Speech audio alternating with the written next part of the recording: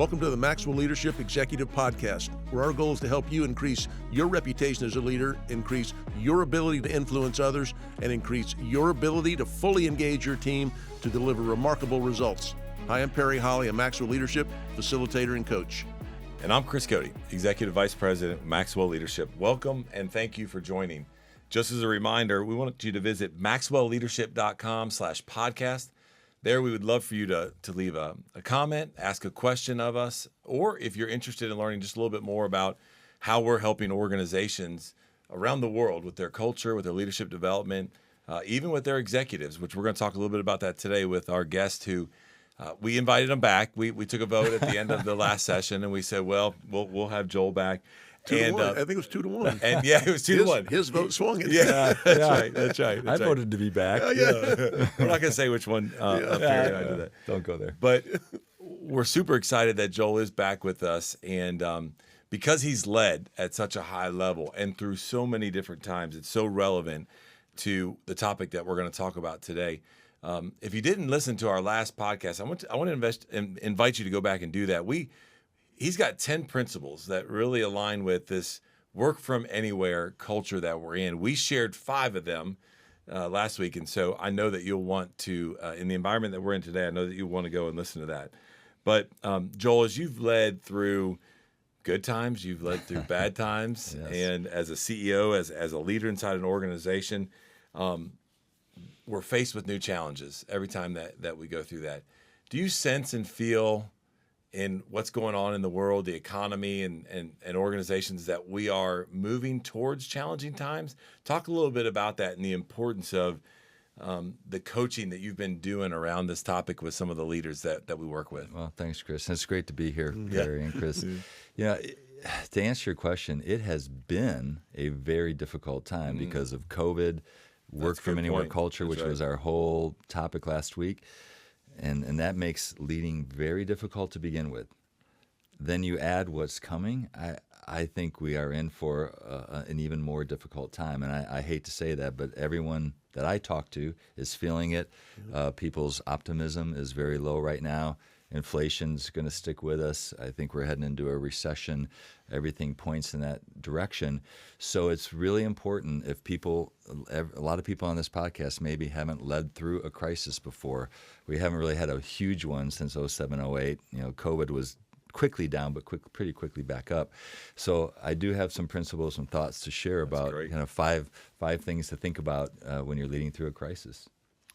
Well, I know we're hearing from a lot of our clients that, should they be thinking about from a leadership point of view, is it easier or harder to lead in a challenging time? I mentioned I had a coaching call this morning where they said it can actually kind of crisp up your leadership in challenging times and volatile times, that it might make it easier for some leaders.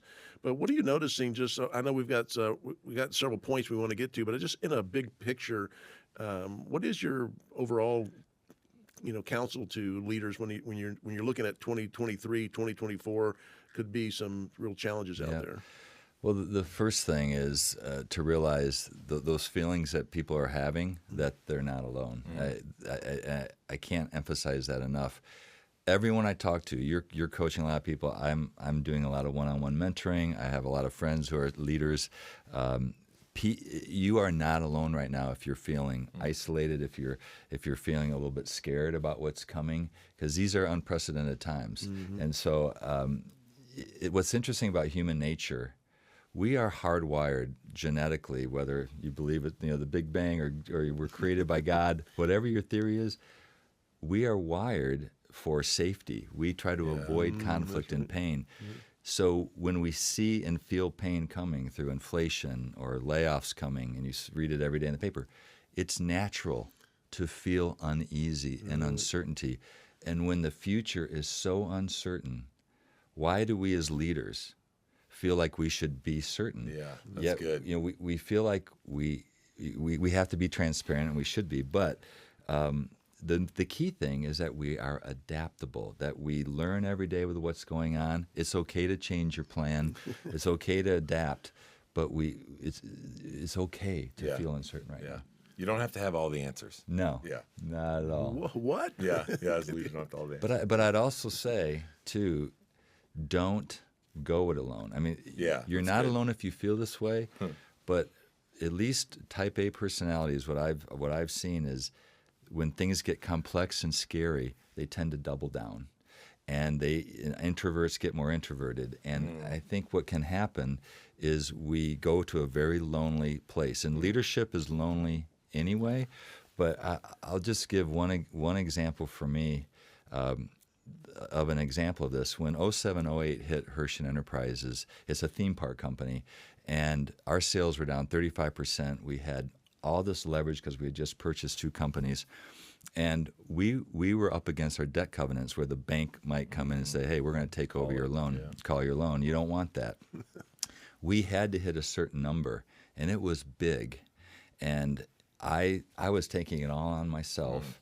And one of the greatest moments in my leadership life is I put it to my leadership team. I said, we have to find $100 million here, or we're gonna be in trouble. And I thought we had to lay off probably 20% of our people. My team came back a day later and they said, we can get to this figure if everybody takes X pay cut, we cut these projects, and we don't have to lay anybody off. And the whole Dollywood company, every leader agreed to take at least a 10% cut. The senior leaders a 25% cut voluntarily so that they wouldn't have to lay people off and we could hit our number. And my main point of all that is don't go it alone. And being transparent's okay. It creates trust. So That is so good. I love that story. that's Yeah, the that is first- so good. Yeah. So Not only that, but as a leader, it just, I mean, the release you must have felt, Oh my gosh. the weight lifted off your shoulder, then your ability to then even lead more effectively, to create, to take care of the people, which as you listen to Joel and you listen to our conversation last week in this episode, you can hear it through the principles of his leadership. And again, if you want more about that and just diving into his leadership and that, I just talk about his book, Love Works. Perry and I love the book. He's one of our thought leaders here at Maxwell Leadership.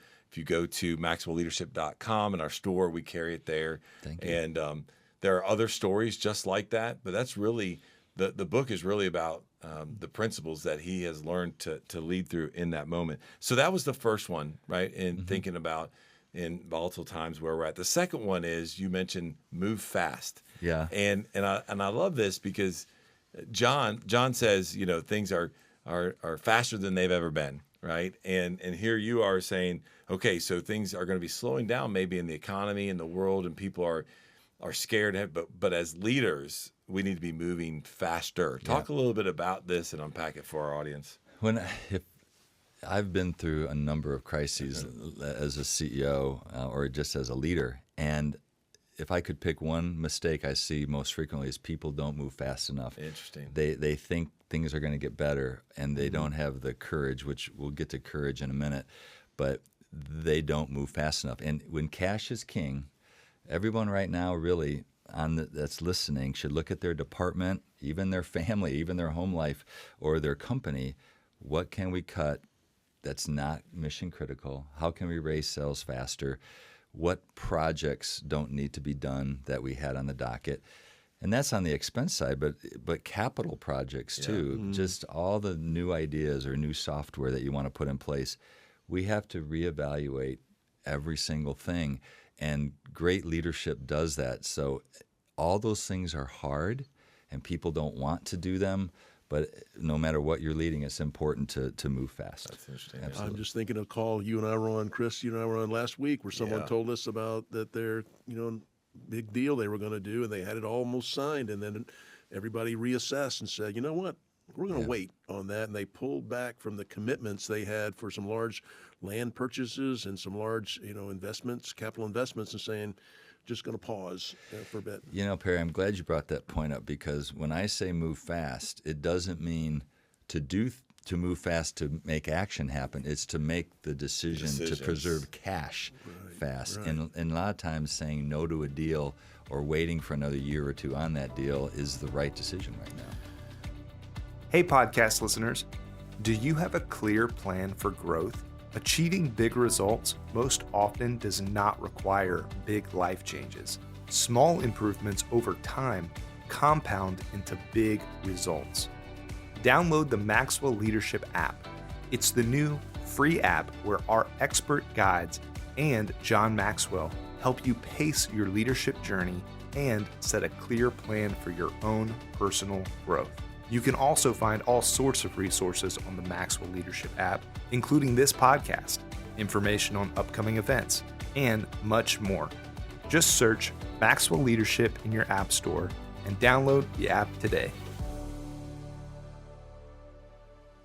Well, I don't know, we mentioned at the top, but Joel does run our executive circle. It's a CEO coaching, and it's got some lessons, but he also do one-on-one coaching and mentoring with these CEOs. And these lessons that we're discussing here, these 5, they're something they're interspersed throughout the 12-month program. And the second one, moving fast. Third one, I love the way this sounds, but it says, construct a plan with courage over comfort. Yeah. Courage over comfort. Yeah, when I talk about having a plan, it's basically what is the plan to address the crisis, whether it's don't do this deal, cut these expenses, and we have to communicate that over and over again. But at least in my experience, most leaders edge towards comfort. Because again, we're wired. We talked about genetic wiring. Safety, we want to avoid pain. We want safety. We want, but if we move with courage to make the really difficult decisions and make them pretty quickly, then that's what people are looking for in their leaders. Is everyone sees the tough decisions that need to be made, so they want their leaders to do them. And I think that's really, really important. But it's also courage. When you make courageous decisions, it's not being reckless. It's not doing things that are ill-advised, but it's making those difficult decisions, whether it's a big price increase or laying off people. And again, people are looking for us to lead. I know one of the things that you talk about when it comes to leading with courage is being transparent. Yeah. With your story you gave a little while ago about your leadership team. Here's where we're at. But I think it's even further than that. I think to be a courageous leader, no matter what the times are, is to be transparently leading and communicating with clarity and other things to your team. Would you agree with that? Would you say that through the times that you've led through, when you were more transparent or authentic with your team, that was when you were able to kind of rally the troops and keep them together at a greater level? Absolutely. It's such a great point, because transparency creates trust. And there's a balance. There's a balance between they want their leader to be strong and kind of communicate what's coming, but you have to be honest. And the best example I can think of for that, for me, was at SeaWorld, when the animal activists were protesting our parks, and we, make a long story short, had to choose to stop breeding our marine mammals or orcas, which was not liked by a lot of the people inside the company. And I flew to each park and met with the animal trainers and had to look them in the eye and say, we're not going to breed anymore, and here's why. And by bringing them into that, they didn't like it, but they understood it. And they kind of said, if I was in your shoes, I would have to do the same thing. So being transparent and having that balance of when to share and when not to share. It's an art, but definitely err on the side of transparency. I was wondering, it sounds kind of obvious. Most leaders would say, yes, I definitely chose courage over comfort. But when you're mentoring C-level types, do they know? You said they tend to go more comfort. It's built into our natural wiring, but do they sense that, or do they need outside point of view? How does at least for me, they tend to share it because leadership is very lonely. At least I have found it to be, especially the higher up, so to speak, you go in an organization. If they aren't a little bit that way, I get concerned about them. If they're a bull in the china shop and they're just running hard without kind of being attuned to their courage, then I get worried. I like the people who admit that they struggle a little bit with the comfort and moving away from it. Well, we've hit on this a little bit throughout a couple of these discussions, but your fourth point here leading during these type of times is to communicate consistently. Yep. Talk a little bit about that and the importance of that when leading through volatile times. Well, we talked about it a little bit on the last podcast, but for those who missed it, the difference between, or the importance of clarity, lack of clarity is cruelty, but there's a difference between clarity and certainty. And I think a lot of leaders, we want to be certain. We want to tell people there will be no more layoffs, or this recession is only going to be 3 months, or COVID's going to be over in a year. And so we try, we try to be certain. We can't. Right. We are uncertain, and we cannot predict the future. So it's important to be clear, but not necessarily certain. The second point, though, is I have seen way too many people, and I've made this mistake, try to predict the future. And so I've seen so many mistakes in the layoff announcements where people will say, this is the last one, no more layoffs. And then they have to do it again, and they lose all credibility. I just saw the Amazon CEO, this is public information, he made that announcement that more layoffs were coming the next quarter. I think the way to do that is you communicate clearly what you know today.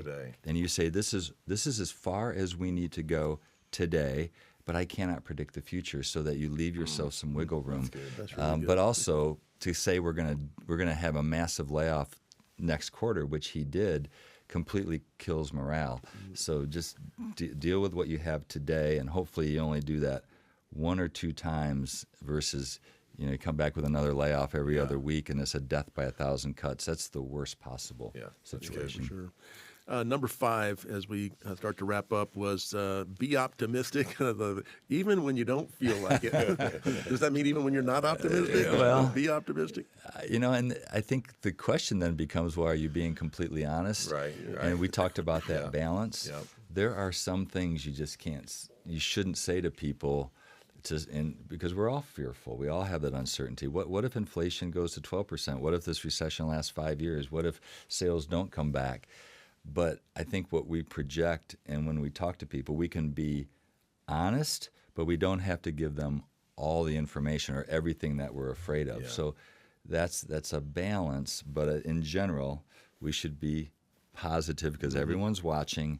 And if we aren't positive about the future, who will be? Yeah. So we talk about that. Everyone's watching all the time, right? Like and we just need to be aware of that. And we also talk about how leadership is contagious. And so to your point, you don't want to be over the top and have your head in the sand, but you also want to have some of that energy behind the optimism of it, so that your people can rest in that, or know that we're aware, we know we're in bad times, but we're on this team together, and you get that kind of camaraderie built together just by being optimistic. And by having a plan. If you have a plan and you've communicated it, and people know we'll get through this, and now that plan may change every other week, but it's just important to have that plan in place. I love what you said. I'm going to go back to, as I wrap up here, and then I'll throw it to you, Perry.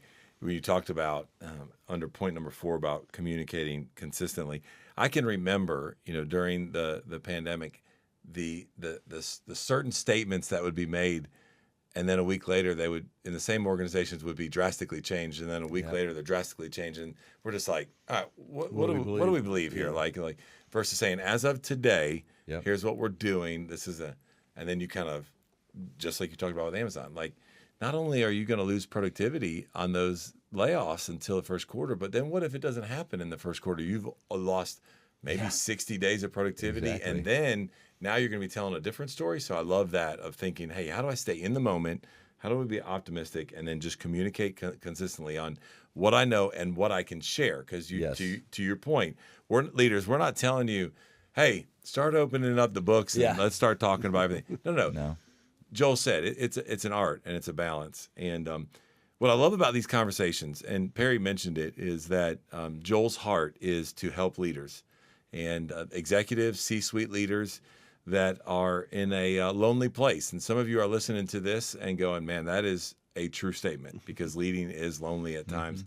And so he's partnered with us, came along as one of our thought leaders, and wanted to start Executive Circle. If you're interested in being part of one of those groups and taking that 12-month journey with Joel, not only in a group of other executives, but one-on-one calls with Joel. And he was sharing with us just before we started this session, just the impact that he feels like he's able to connect with people and help them through certain situations because what he's been blessed to go through, both positively and negatively. And so if you're interested in that, I'd love for you to go visit maxwellleadership.com/executive circle. And there's a form on there. You can fill that out. One of our team will follow back up with you with more details. But Perry, why don't you wrap it up for it? But thank you, Joel. I really appreciate that. What a great conversation. And just a reminder, if you wanted the show notes from this, I'll put all these 5 points that Joel had for us into the learner guide. You can get that there. You can also leave us a comment or a question. We love hearing from you. Do all that at maxwellleadership.com/podcast. Really love hearing from you and very grateful you'd spend this time with us. That's all today from the Maxwell Leadership Executive Podcast.